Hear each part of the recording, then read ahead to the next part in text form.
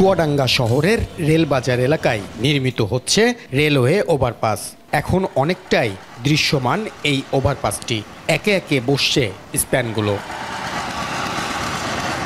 নির্মাণ কাজ চলাকালে ত্রুটি দেখা দেয় ওভারপাসের নকশায়। সেই ত্রুটি সংশোধনের পর ওভারপাসের দুই পাশে র্যাম্পের আয়তন বেড়েছে ১১২ মিটার। এতে ১০,৯৪,৯৪,০০০ টাকা খরচ বেড়ে মোট ব্যয় দাঁড়িয়েছে ৮৬,১০,০০,০০০ টাকা।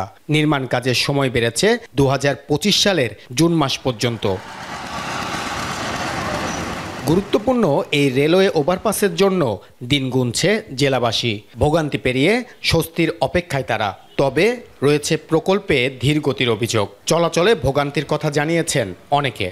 এখানে রেলওয়ে ওভারপাসটা খুবই প্রয়োজন ছিল এবং সেটা যেহেতু এটা তৈরি হচ্ছে এর জন্য কর্তৃপক্ষকে ধন্যবাদ অবশ্যই।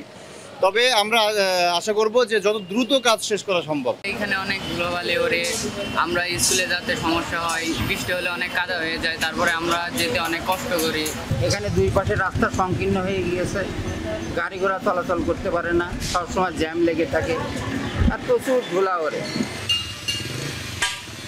প্রকল্প সংশ্লিষ্টরা বলছেন ইতিমধ্যে শেষ হয়েছে প্রকল্পের ৪০% কাজ।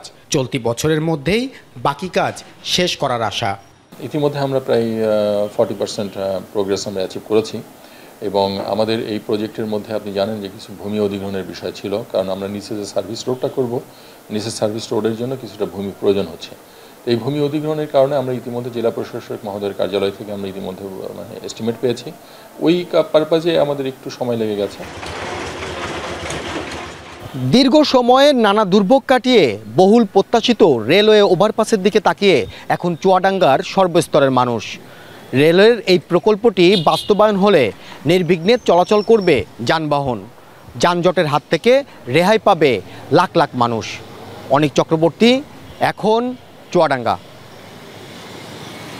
২৫০টিরও বেশি ডিজাইন অপশন নিয়ে ওয়ালটন স্মার্ট ফ্রিজ, বোঝে আপনার প্রয়োজন।